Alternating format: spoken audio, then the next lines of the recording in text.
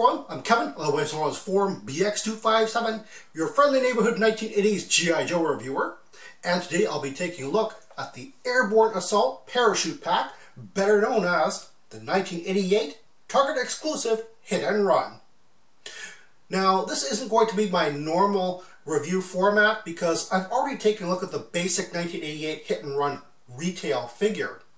As a matter of fact, I've already reviewed it actually kind of a second time in an update video, which I combined with a 1989 Night Viper. So I'll probably be putting the regular review link as well as the update link in either the description or the comments below. This will just focus on the differences between the Target exclusive version and the retail version. There were three differences between the regular retail hit and run and the Target exclusive hit and run. And neither of those differences come from the figure itself. I'll just take a very quick look at the figure.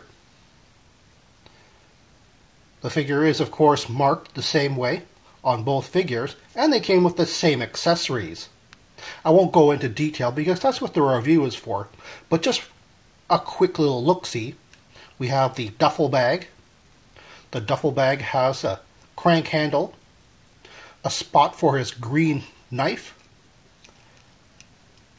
the rope, the hook on the end of that rope, and his 9mm Colt submachine gun. Now, not everyone collects the paperwork associated with G.I. Joes, like the file cards and the instructions/blueprints. So if we take it away from the retail version and the Target exclusive version, let's see what we're left with. And what we're left with is obviously two figures which are exactly the same, but the hit and run Target exclusive version comes with a parachute pack. Now, this parachute pack looks almost exactly like the one we get through mail order that Hasbro released from 1985 straight through 1992. And here I have just such a mail-away parachute pack. As you can see, it also came with an oxygen mask and a helmet, but these are very easily lost pieces. And if you just have the parachute pack alone, and you give it to a retail hit and run, well, can you tell the difference between the regular retail and the Target exclusive version? Well, not like this you can. And this is basically the whole reason why I'm doing this sort of, not really review, but more like a identification video. Because this is what you run into most times on the aftermarket.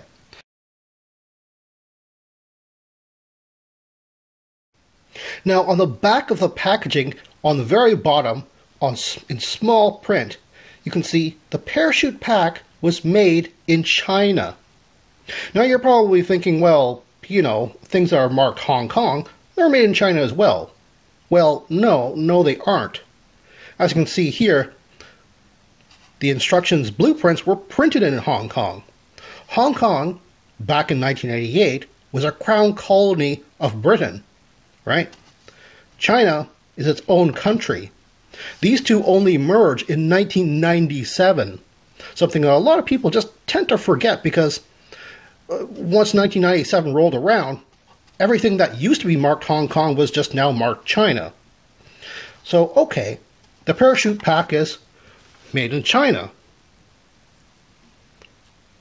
But if you take a look at the mail-away version,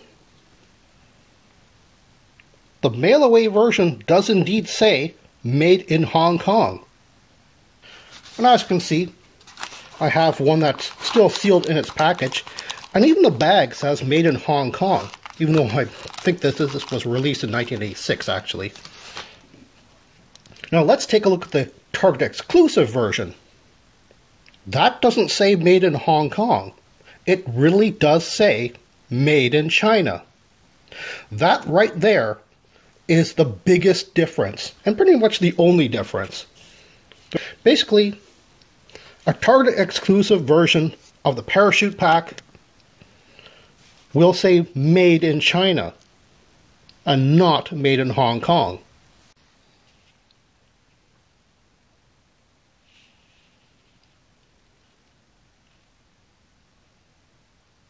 Again, I don't mean any disrespect to any of the sellers who may be pairing up a retail figure with the mail-order parachute pack and calling it the Target exclusive version. I can't prove they're being dishonest, just misinformed. And hopefully this video will benefit not only buyers, but sellers as well, who I urge to describe the markings on the parachute pack better. When I last checked eBay, there were several hit-and-run Target exclusive titled figures being offered with values naturally higher than what a retail version goes for. Fair enough, it is a rare set, but none of them describe or photograph the markings on the parachute pack, not even the ones which clearly must be legit since they come with the unique file card.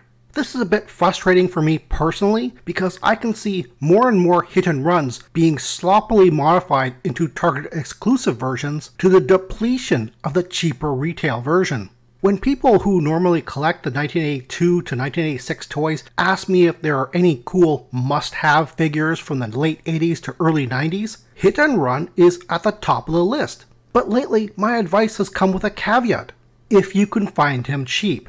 I hate saying that.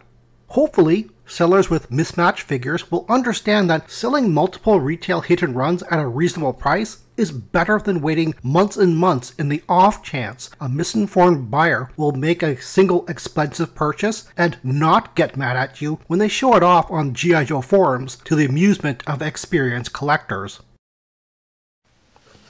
Now, one of the major differences and most obvious difference between the retail version and the Target exclusive version is the file card. The file card is this bright orange. You can't miss it.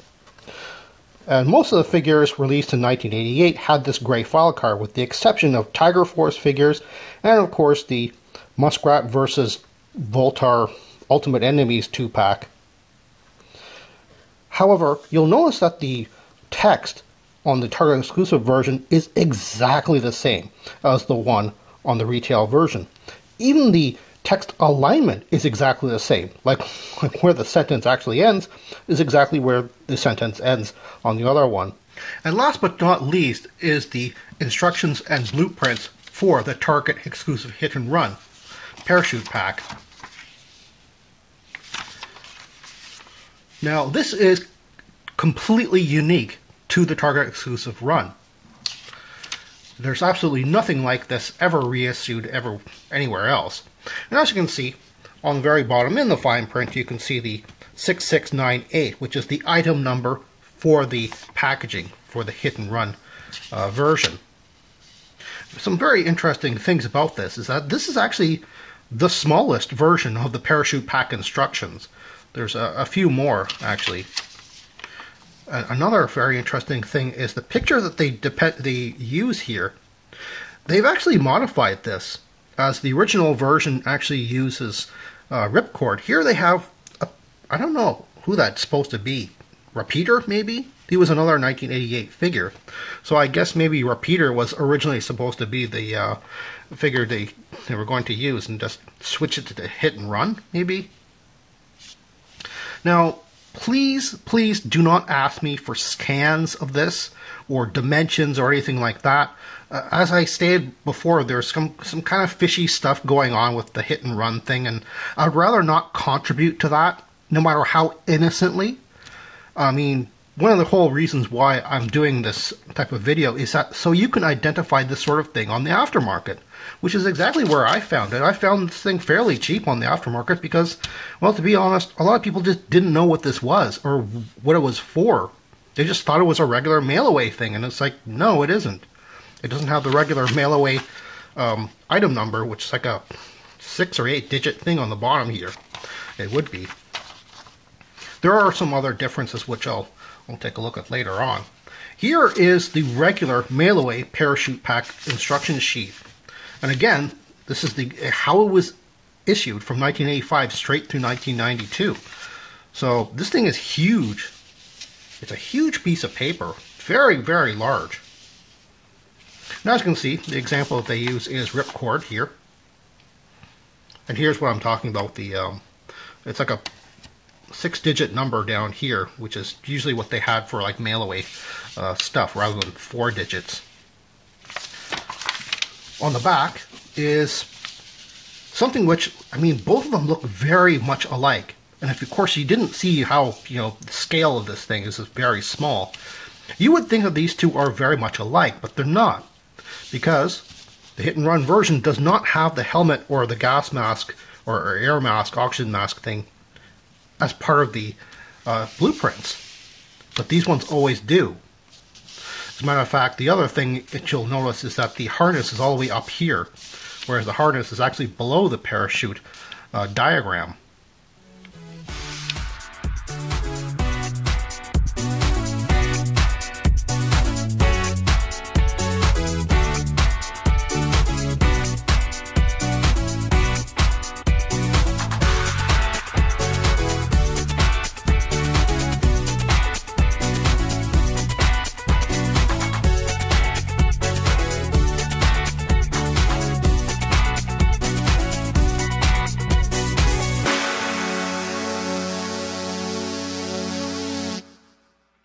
Well, that's all the time I have right now. Please check out my Facebook page for more information and behind-the-scenes photos for these reviews.